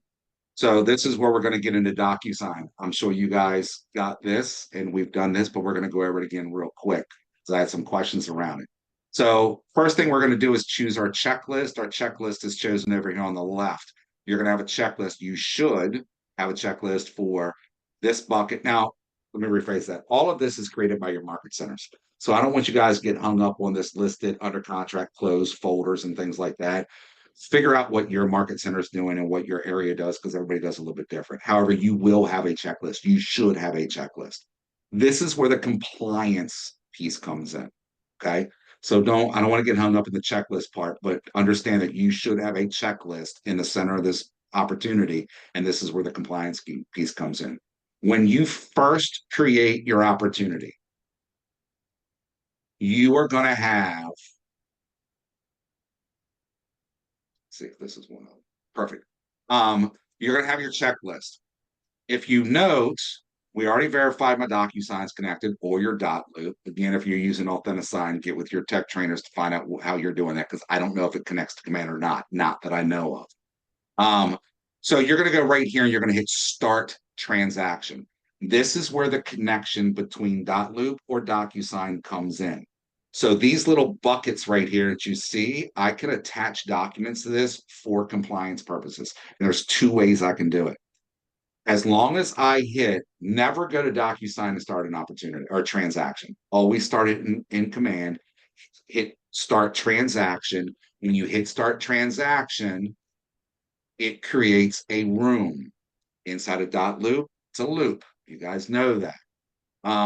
And once you have that room, like this one right here, is forever connected to that opportunity. So once I hit Start Transaction, it creates a room for me and takes me right to this part where my documents are. Okay. You guys follow me on that? Okay. Let me go back to Tucker's opportunity so that I can. So stay I'm so within sorry. this. I know It's we're kind okay. of short on time, but so in my market center, we don't currently use Command for the forms. We use Zip Forms and Glide, and so like there are multiple platforms in which I have to do this. Like even when I did my BRBC, like my buyer representation contract, I had to go into Zip Forms to start the transaction in Zip Forms. So in Command, in case in the future we ever do pull it in, because I am going to ask if I can, they'll help me do this. Would we start the transaction for the buyer when we get the BRBC signed? Do you have a BRBC? Sorry. Yeah. So here's the deal. If you're using Zip Forms, are you using DocuSign in conjunction with Zip Forms for signing purposes? Because Zip Forms doesn't have a signing aspect. Right. Yeah. So what you would do is you still, again, get with your tech trainers because everybody does it a little bit different. We're pretty much in line over here on the East Coast on what everybody's doing. I've learned further west we go, the funner it gets. Obviously, that's why time flew by tonight. You should, in my opinion, you should always be starting your transaction inside of Command, connect it your DocuSign to Command, and maybe you can fix this with people. Again, I don't know what you got set up, but I'll show you what you should be doing, then get with your tech trainers and your market center to find out how you're doing it, and maybe there's a better way. Okay. You should have your DocuSign connected to Command, even though you're using your Zip Forms, because I can still go to my Zip Forms and I can do what I want to do in Zip Forms and then use DocuSign for signing. For compliance, what are you doing for compliance purposes? How are you getting your documents submitted for compliance and them going, yes, you have everything you need, everything's signed and all that? Okay, so I've only started a transaction in the sense where I've only gotten to the point where the BRBC is signed. We've began an offer, but my clients didn't want to move forward with it. We're not at a second offer or a submitted offer. So as of this moment, what I understand is that we have a compliance person and our TCs assist us with ensuring that all of this is connected. So in our Zip Forms, we have a giant like folder and then additional documentation, but the giant folder has, X, Y, and Z that's required. And then the TC will let us know if there's something else. Like we work with them, obviously, like we need to tell them, give them the information so they know how to get us the forms. But that's what I understand right now is that they have access to our zip forms. Are you on an actual team then, Amy? No, it's just a brokerage. A Or I market mean, center I'm just a TC? market center. Okay. Yes. She doesn't work for Keller Williams, but she is one of our TCs. Like we have She's a okay, list. so they have outsourced some of their stuff then. So they have somebody doing your compliance for you is what I'm suspecting, because everybody should, what I'm gonna show you, everybody should be doing this. This is the way it should be done. And they may be doing it in some way. You just got multiple steps to it. So Okay. let me show everybody what you should be doing. And again, if the market center is providing somebody to do it for you, don't worry about it. Just do your paperwork, turn it in, and let them worry about how it gets to compliance. If you change offices and go to another KW office, it's going to be good for you to know this. Fair? Cool. Yes, All definitely. right. Thanks. So as you see, this box here has turned into go to transaction instead of start transaction, because this has already been started and it is connected to DocuSign. For compliance reasons, once a document has been signed, like this, or something's been done outside of my DocuSign and I've brought it into my DocuSign in the sense of a PDF, I need to attach those items to my checklist to submit to the Market Center for compliance purposes. There are two ways you can do this. One being through DocuSign. If you note here, it says attach file forms, DocuSign, or I can do it manually. So which means I'm just going to bring it from my computer. I can either open my files and drag and drop, or I can click on this box, go find the document I'm looking for, click on it, hit open, and then you're going to see it gets attached. I then have the ability to open it here, and I can scroll through the document. I can show all the pages in the document. I can even split documents right here if I want to turn it into two separate ones. I can rotate documents in here. So if it's something you scanned and it got scanned sideways and it loaded into into command like this, I can just rotate it around until it's straight and it will save it like that. All right. Or I can connect documents right out of DocuSign. Now, when I do this, I have a working folder that I can access. A working folder is my folder that my documents are in inside of DocuSign. If I click on this, you're going to see I have a listing agreement folder and I have a rooms doc folder.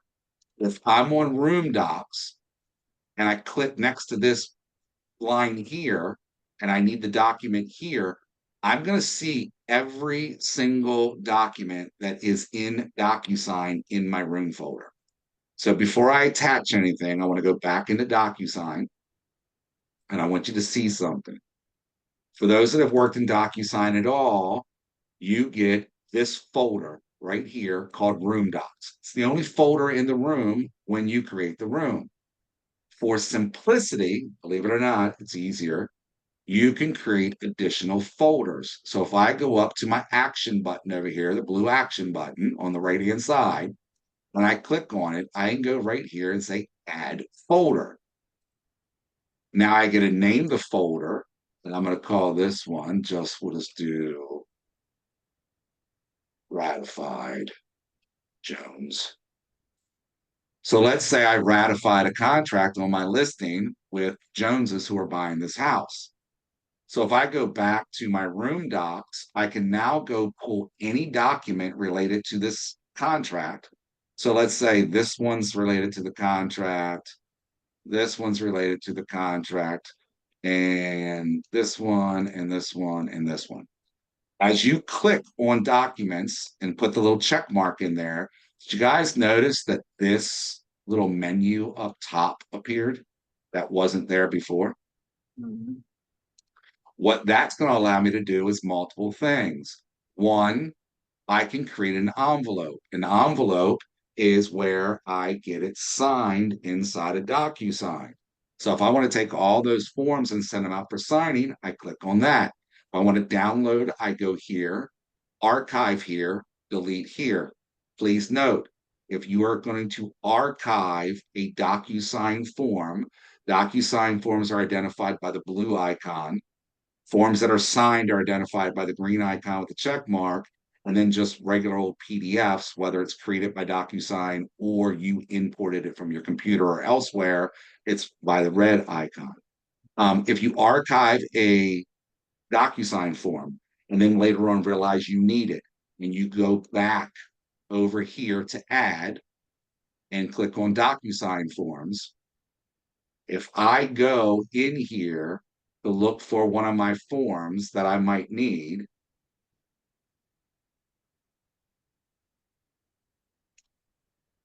you're going to see it's going to say in use. If it says in use, that means it's already in your room.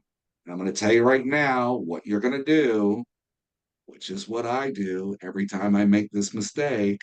I'm going to go back to this room and I'm going to scroll 60 documents and go, I don't have this form. You archived it. You need to go up here. You need to change this setting to archive documents, and you'll find the archive document there. You just need to unarchive it. So it's kind of like your contacts in command. If you archive it and then try to add them, it says that person's already there. They're in your archives. You got to unarchive them. Just take note on that. Okay. So I have these forms that I checked off. Well, these are all related to my contract. Well, I don't want them in this folder. So I'm going to go right here to this folder icon with the arrow and it says move. I'm going to click on that. This now allows me to move this to other locations inside of DocuSign or to a folder within the room.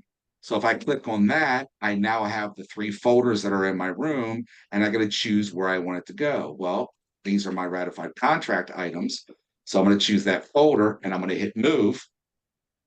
And you'll see now those documents are in that folder. The reason why I coach and train to this is because when it comes to compliance, if you have to roll through 60 some documents in your DocuSign to find the right one that goes here, it's going to drive you nuts, or you're going to click on the wrong one more than once, and you're just going to go crazy. So move all your signed documents that are related to the checklist into a separate folder. It will make your life easier. Does that make sense? Yeah. Everybody got it? I did that. All right. Now watch this. I'm bringing forms in from DocuSign. I'm going to choose my working folder. What folder did I just create? Ratified. Notified. Do you see ratified as an option? No. That's because I got to resync DocuSign. The fastest and easiest way for you to do this is not to back out of the opportunity or anything. Go right over here to your drop down in DocuSign, change this back to computer, then go back and change it to DocuSign. You see the wheel spinning? Those little wheel spinners real quick, that's syncing. Now when I click up here, oh look, there's my new folder. Now I can click on my folder, go here, and the only documents that are in this folder are the ones I moved in that folder. I choose the one I want. It attaches. I click on it. I look at it. I view it. Yep, that's the one I want. It's got all the signatures on it. I'm good to go. Once you've done this and you've put all your documents in here, you're going to hit submit to MC. This will submit to your compliance team, your compliance person, whoever's doing your compliance, and then they will review it. Once they review it, you will get it back from them. Let's see if I have. No, I don't. You will get it back from them in one of 2 ways. One, it's going to be green and it's going to say approved, or it's going to be red and it's going to say returned. If it's returned, you should have this little icon next to it as well. This is the chat icon. This is where your compliance person is going to say, hey, you're missing signature, initial, document, date, whatever the requirements are in your area. They're going to send it to you. And then I'm going to go, awesome, let me go fix it. So now I know what document. I'm going to go find that document. I'm going to get it fixed and I'm going to update it. So if you all remember on my checklist that I shared with you in the beginning, I had, I'm keeping the dog up and she's not happy about it. I had a spot for submitting for compliance. You need to submit the compliance sooner than later. Who here has bought a car? All right, Cindy, I saw your hand go up. So, Cindy, let's say I sell you a car. You drive off. 2 days later, I call you up and I go, "Hey, Cindy, how's the car?" That's good. Awesome. Hey, can you swing by the dealership today? I got like 3 documents that I forgot to get you to sign. Will you come sign them for me? What documents? Okay. Dealing with a car is different than a house. They're not going to come sign them. Now you're out of compliance. If you get audited in any way, or the market center gets audited anyway, everybody's in trouble. The sooner you get your stuff into compliance, talk to your market center leadership, talk to your coaches, your mentors, etc. Find out what those requirements are and get them in ASAP. The sooner you get them in, the better you're going to be. You don't want to go to a closing without having your compliance completed, because people will not come back and sign anything, and then you could have some challenges. So, okay. Yep. Questions, comments? All right. We're going to do this real quick. Let me get out of this opportunity. Let me go back to Tucker. Where did Tucker? Wait, where am I at? Appointments. Is that where he went to? Is that where I put him? There he is. All right. Who wants to get paid? Let's do some stuff. All right. So we've done our compliance. We've submitted everything for compliance. Everybody understands how to do compliance? Mm-hmm. It's a bit of a shorter time frame than I wanted, but I also want to make sure you get paid. All right. You're going to go over, once you've got your compliance done, you're going to go over to where it says offers and commissions.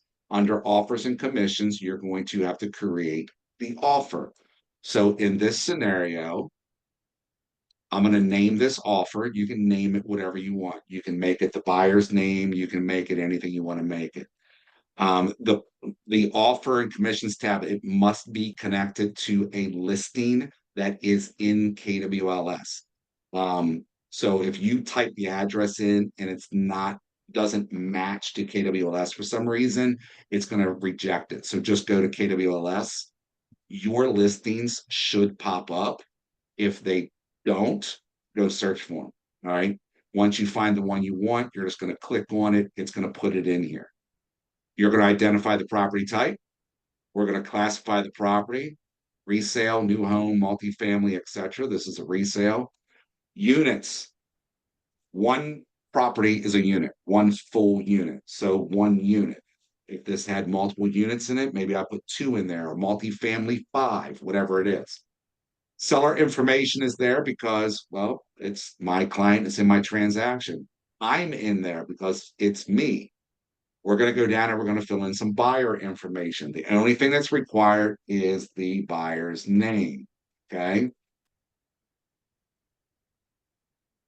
I don't have to put the buyer agent in there. I would recommend you doing it because it's one of those metrics you want to track to find out who you're working with the most, because it's a relationship you can build from that in multiple different ways. If there's another buyer and you want to record the other buyer, click on add other buyer. What is the sales price of the property? How much of that is in cash? You should be able to determine this directly from the lender. Even if you're the listing agent, you should know what the finances are. You can pretty much tell from their financing letters as well when it says, well, the loan amount is, let's use California numbers. The loan amount is 1.5 million, yet the sales price is 2.2. That means they're bringing $700,000 to the table, right?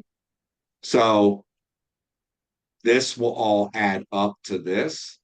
What percentage or dollar amount is the earnest money deposit? We're going to say 3,000. Contract date, have to have that. So let's say we went under contract on the 3rd and we're going to settle on the 28th. I can now go down and put comments in here. Comments in here can be anything. It can be pros and cons. It can be whatever you want to note about this transaction that's important to you. I have two options at the bottom: create the offer or create and accept the offer. I'm only going to hit create offer, and I'm going to tell you why. Every offer you get should be recorded inside a command. That is my opinion. Do as you wish and what works best for your business. If I have a listing and I receive multiple offers, I'm creating one of these offer boxes for every one of those offers. It's just another place for me to record data so that if my seller ever came back to me and said, whatever in a complaint, I go, look at all these offers you got and you rejected all of them. Because if you note, I have the ability to accept or reject. Okay. In order to get to commissions, we have to accept in order for to unlock our commissions tab. You with me now so far? All right. We're going to go ahead and hit accept. Now, if you note on the bottom, it says opportunity phase was updated to under contract. Earlier, I was asked, do they move in that pipeline by themselves? No, you got to drag and drop them. Because this was in appointments and I put it under a contract, it automatically put it into the under contract phase in the pipeline. Matter of fact, if you note up here now says under contract. So now that my client has accepted an offer, I now have the ability to go in and manage my commissions. Now, let's say we're going through this process and due to inspections or something like that, it falls apart. I can always change it. I can go right back here and say, I want to change this.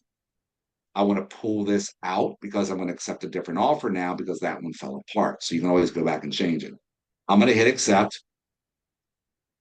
I'm going to hit manage commissions.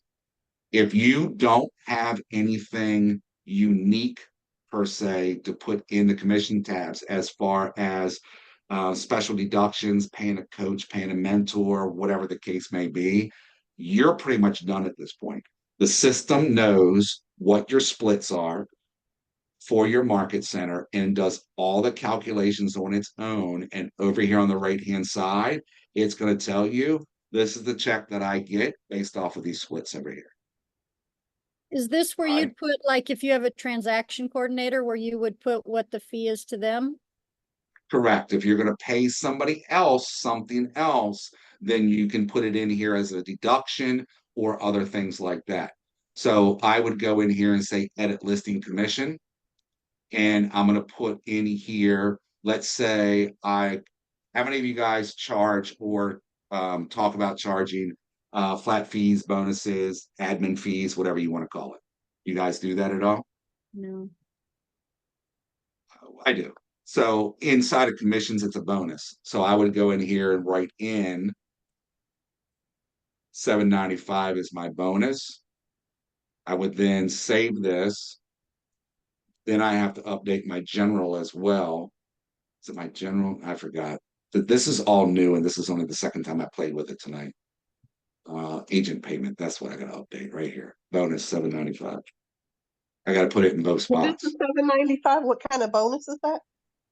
It's just me taking money from people. No, I'm kidding. So in our, you said you wanted to have fun. In my area, every brokerage charges what's called an admin fee or a flat fee. And it's the brokerage's fee. So the agent doesn't keep that. So because everybody does that and KW doesn't have that, it's a common practice for even us to charge that additional commission. I don't call, we're now having this conversation that we're not supposed to call it a fee because if a legal thing comes up, they're going to want to know what that fee is for. We can call it additional commission.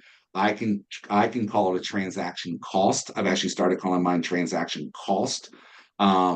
Not fee though, it's the word fee. So I see Kelly, you're $6.99.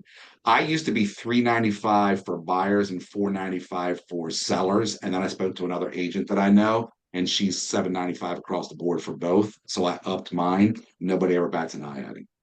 Now here's the difference in what happens. I'm going to save this. The system's going to recalculate. And now look at what happens. I just went up from 54 to 59. because there's still a split even on that bonus, which is fine with me because it pays back into my royalties and my company dollar to get me to cap faster. So I don't mind it being that way. But this is where you're going to make all your edits, get with your tech trainers and your market center based on what your additionals. So like your transaction coordinators, your contract to close people, whomever you're paying admins out of the commission, something that's due out of the commission, you're going to do it from here.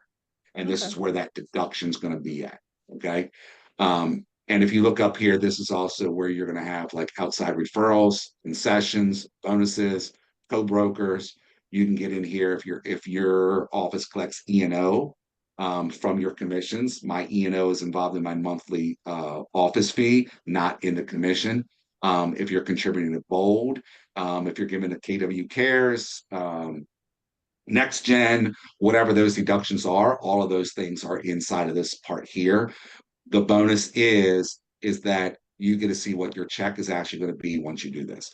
Once you complete this, you should be submitting it to the market center, which I'm not going to do. My MCA will get mad at me because this is all fake right now. You're going to submit this to the market center. The market center is going to go back, at least in my area, they're going to verify that I have approval on both my folders listed in under contract or buyer consultation under contract, that they meet compliance. They'll approve my commission. I go to settlement. I bring the money back, or the money gets wired from the title company. She processes it. I'm paid the next day. So, questions? Yeah, I have a question back on the opportunities section where it can give you your estimated GCI for listings and buyers. And at the bottom, it has like the ratio. Yeah, keep going down. Sorry, that ratio box to the left. Is there a way to have our like commission split like taken out, like if we have to cap at our brokerage before our commission changes? Explain that to me a little bit more. What do you mean have it? Okay, so for example, my brokerage that I'm at, they basically take 30,000 and then you cap and then you get 100% if you're not on a team. Is there a way to like budget that in? And then I'm also, since I'm new, part of a coaching program where I only get 60% of my commission for the first 3 deals. Is there a way to put that in there as well? Because like right now I'm just putting like, I'm going to sell a home for $1 million and my commission is 2%. So then it's just saying 20 grand instead of the 20 grand minus 40% for my first deal. So that has nothing to do with the ratios. The ratios here are telling me where the money's coming from. So 48% of my income is coming from listings, 43 is coming from buyers, and 9% from Right. leases. What you're referring to in the app, yeah, not to calculate it in here as far as that goes, because these numbers here are generated based on what I put in the in here. So when I go in here and I say for this listing, what is the estimated list price? The estimated list price is $450 at 2.5%. Then the commission is $11,250. You're not going to calculate in all of the other stuff. That's just, you're going to have to know that like on your own in a way. Your commissions with the market centers are, you got to remember what we're dealing with when we're dealing with this is we're dealing with your gross GCI, not your net. So everything we do in all of these numbers, even back in the pipeline, they're all gross. So even when I come back here, these are all gross numbers, not net numbers. Same thing down here. This is my probable, this is my potential. This just matches everything over here. This is my potential GCI. What I would suggest you do is if you're like, you know what, here, let me give you a little.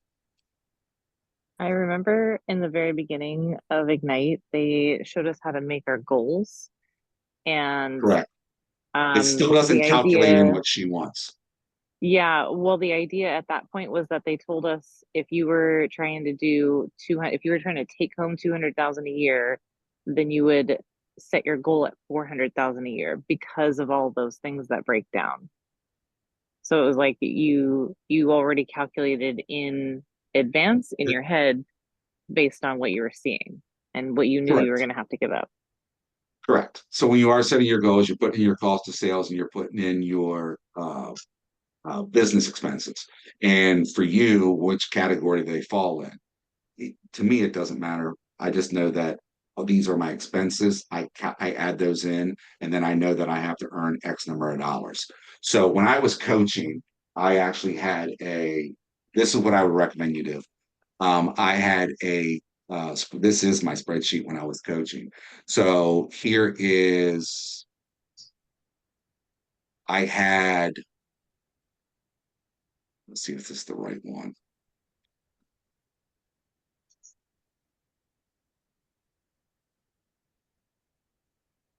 This isn't my team one. I had 3 people on a team that had really crazy splits, but it could still work here. You'd want to work up a little bit of a spreadsheet that says that whatever the sale price is, what the commission is, less the referral. So like, what are you paying into your coaching program? Like if you're paying 10%, 5%, 8%, whatever that comes out to be, and then include whatever that flat fee is if you're doing one. If not, then it would give you the total commission, and then it would take out all your royalties and company dollar, and then you calculate it that way. That's something you're going to calculate on your own, to be honest with you. So, Brian, we got. Yeah, my question was, so it's back on submitting to my MC. Once I submit to MC and it comes back as approved, does that indicate that it's actually on the MLS now, or do I have to do something else? That in the MLS as what? As active or as closed or as what? As active. No, anything with the MLS has nothing to do with the documents that you're doing. Your documents are just you getting them completed, submitting for compliance to make sure that you are meeting the requirements to have a legal listing agreement, number one. And then you're going to go into your MLS and actually change your statuses in the MLS. The command doesn't connect to any of that. Okay, thank you. All right. All right. Don't run away just yet. Don't run away just yet. I have a few things. First and foremost, any last minute questions before we end? I have one question. So I'm looking to do the retainer thing, and how I was told that I could actually do a retainer, but have the retainer cover the admin fee if they make it to closing, and if they don't make it to closing, of course, it's mine. Would that be the same way I would enter it, or I wouldn't enter anything in command then in that case, correct? Because it's coming out of my pocket that I already covered. It wouldn't be the admin fee in command. I don't do retainers. Get with your market center. I can't answer Okay. that one because I don't know what that would look like. It's a good question. I just don't know what to tell you on that one. Okay. Okay. All right. Any other last minutes?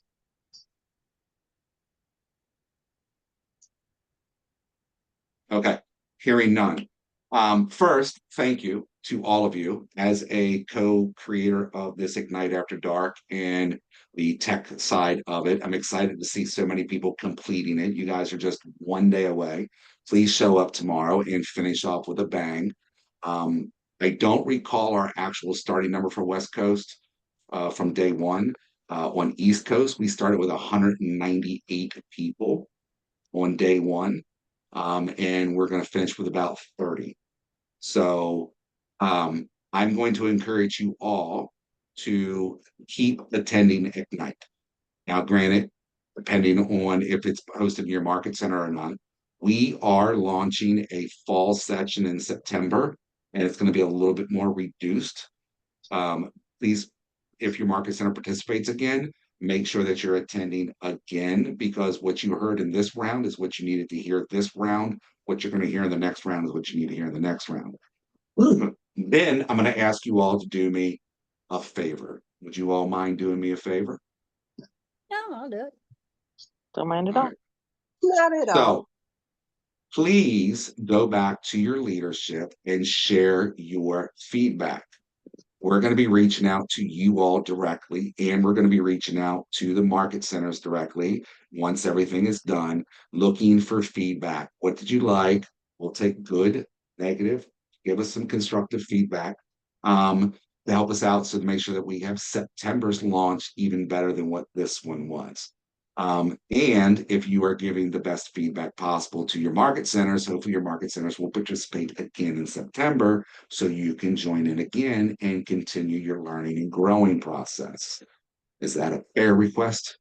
Yes. Yeah, it's fair. Thank you very much. And lastly, when we reach out to you all, we're going to reach out to you all directly. We'd love to get some testimonials from you that we can use when we promote September. We will take written. You can just send something back to us, allow us to use at least your first name and where you're from type situation. We'd love a video or two, just a quick, 30-second video saying what you got out of it. So when you see that come out, please send us your feedback or your testimonial, to Alana and I, so we can promote September's event, so we can get another great turnout and continue to help and service you all. Okay. Sounds good. Love it. All right, guys, it is just shortly past our time. I appreciate all you guys have done over the past several weeks. I'm looking forward to seeing you guys in the fall, hopefully, and seeing you guys achieve great things. If you need anything, reach out to me. I'm available. If not, your market center tech trainer or your regional tech trainer is more than happy to help you out as well, or your coaches, your mentors, your peers, your team leader. And if you're desperate, go to your OP. He or she's not doing anything important. But have a wonderful evening. Have a great 4th of July that's coming up. I know I plan on doing that. And I hope to see you guys again in the near future. You got it. Thank you so much. What's the name of this class? This particular session. Yeah. So this particular session, I forget what I named it. So you see, I didn't put up a KW eval. You guys are more than welcome to go complete one if you want. It's not going to be in the Ignite sessions. However, this particular session is called Commanding the Buyer and Seller Journey. And I will always take KW evals because it helps. Makes me stay in good graces with Stacy, who runs the show for us at KWU, and she doesn't call and yell at me. So, Okay. all right, guys, I appreciate it. Have a great night. I hope to see you guys soon. You have a Thank happy. Matt, can you you. remind me of your last name? I forgot. Verdin, Verdin. Okay, thank you, Matt. You're welcome. You guys have a great night and great 4th. Thank Thanks, you, you Matt. too. Bye.